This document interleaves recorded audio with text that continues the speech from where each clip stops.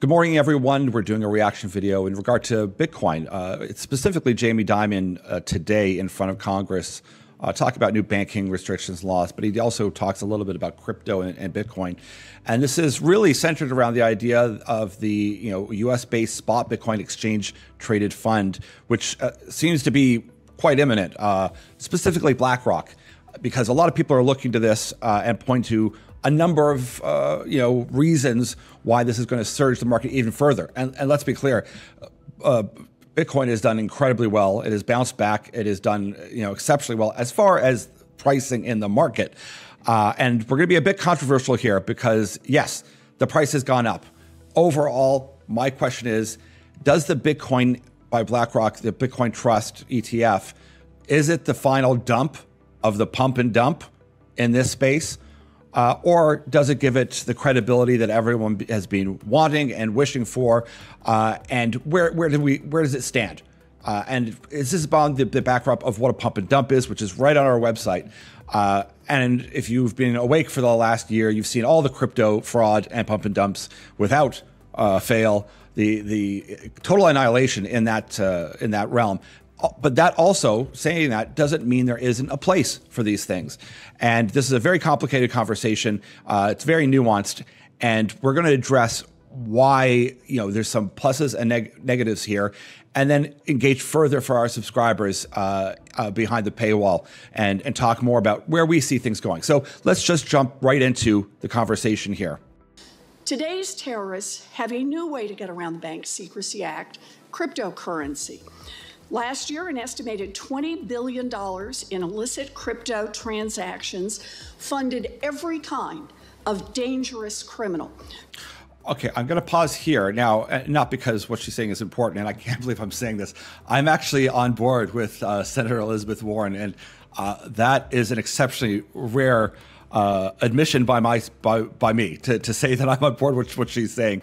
But in truth, right now, the best case for what crypto and Bitcoin has been successful at doing is for illicit activity. So evading tax, drug deals, kidnappings, really excellent at ransomware. So it's all these things. I know it's going to be annoying a lot of people because there's a lot of people that love Bitcoin for its ideology and what it proposes to do, which is also why I know it won't ever be what people hope it will be.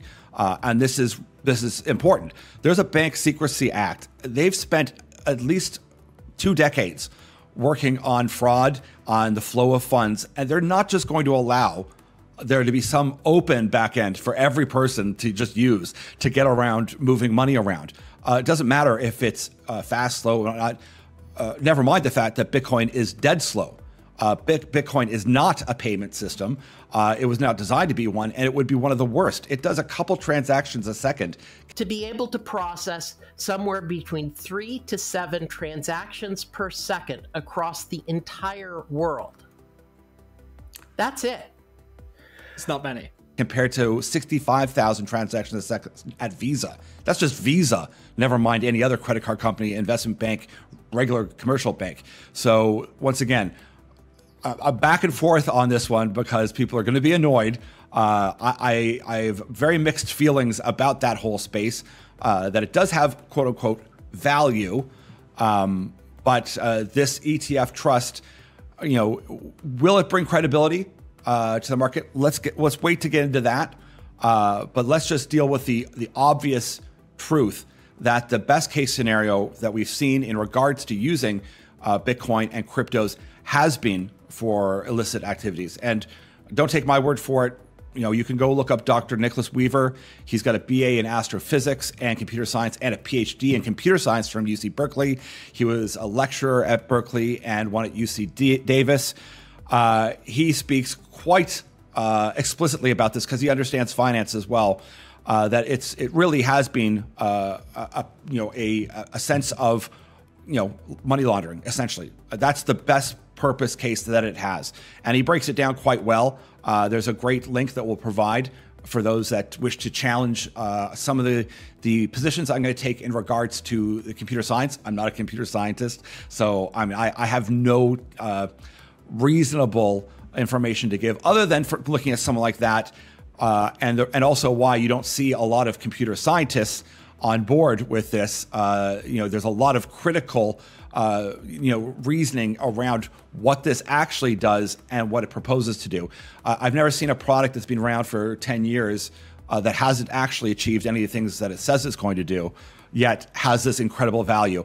And once again, over the backdrop of whether it's an asset, it's money, it's this, it's that, for the U.S. government to allow a product that can skirt around tax, know your client, any of these things, that someone can anonymously send money, which is also not entirely true, is actually incredible. And perhaps that's just a state of the times, the chaos that we live in. Anyways, let's get back to this. Its missile program, including nuclear weapons, using the proceeds of crypto crime. And Israeli officials have confirmed that Hamas received millions of dollars through crypto transactions, including, quote, large sums from Iran. Mr. Dimon, you've been CEO of JP Morgan for almost 2 decades. Can you explain why crypto is such an attractive financial tool for terrorists, drug traffickers, and rogue nations? I've always been deeply opposed to crypto, Bitcoin, et cetera. You pointed out the only true use case for it is criminals, drug traffickers, anti-money laundering, tax avoidance, and that is a use case.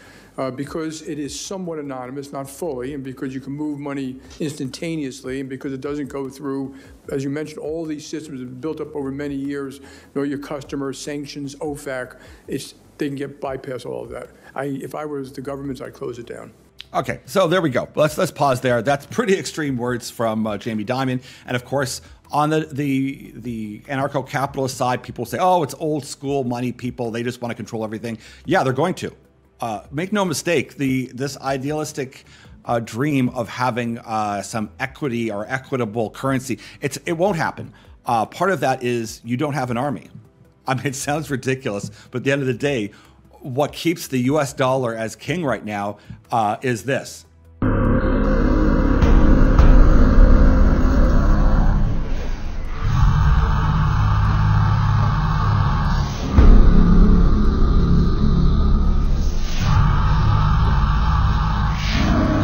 Now, this might seem over the top because it used to be that it was the assets within the country that kind of backed, taxes and whatnot, the currency, but not anymore. It really is might is right, and you have to enforce your trade, your capital structures, and whatnot. That Bitcoin has performed, has an annual compounded growth rate of 196%, and you use that to extrapolate its future performance. You have said it time and time again. I will actually tweet your words right back at you after this is done, because that is absolutely not true. I think your idealistic view of the world is really just so off the mark. We live in a world where the world order is fragmented and it's getting worse and worse. You're not going to get this global cooperation to get behind Bitcoin, and with all of the energy assumptions that you're making, it's just not going to happen. That's not the real world we're living in. And so as much as I appreciate the ideology of being able to have control over your funds, that there wouldn't be the type of inflation that we see today, there'll still be inflation. I mean, the halving of Bitcoin and cryptos, they're just simply forking and making a new Bitcoin is just inflation of a different kind, as far as I can see. So, I go back and forth. At the end of the day, can you make money? Yeah. I think there's an opportunity here that you can make money when this ETF comes out, because it's going to, offer up solutions to pension funds, to all these other people that might want to just put 0.2% of their assets into this, just to have a holding in this new asset class. Even if it was 0.5%, I mean, that adds up quite a bit. And that helps the market to see, oh my gosh, BlackRock's involved. That really means they're behind, for this. They really, agree with this ideology. It absolutely does not mean that they believe in any of the notions that the people that promote Bitcoin and crypto. Not at all. They just simply mean that they'll get a fee for managing a product that will mirror the price of Bitcoin. That's it. It doesn't mean that they believe in it, that they think it's going to be this, that, or anything else. We know it is a terrible payment system. Once everyone goes back to what is the price of it to US dollars, and what I see it as being is being excellent, as being some sort of benchmark, an ETF, where you're saying, what's our energy consumption and future look like compared to our computer science and technology?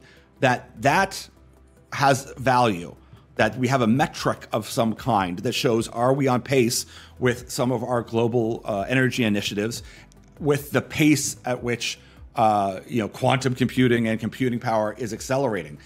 Beyond that, there is not really any value. It isn't a hedge against inflation.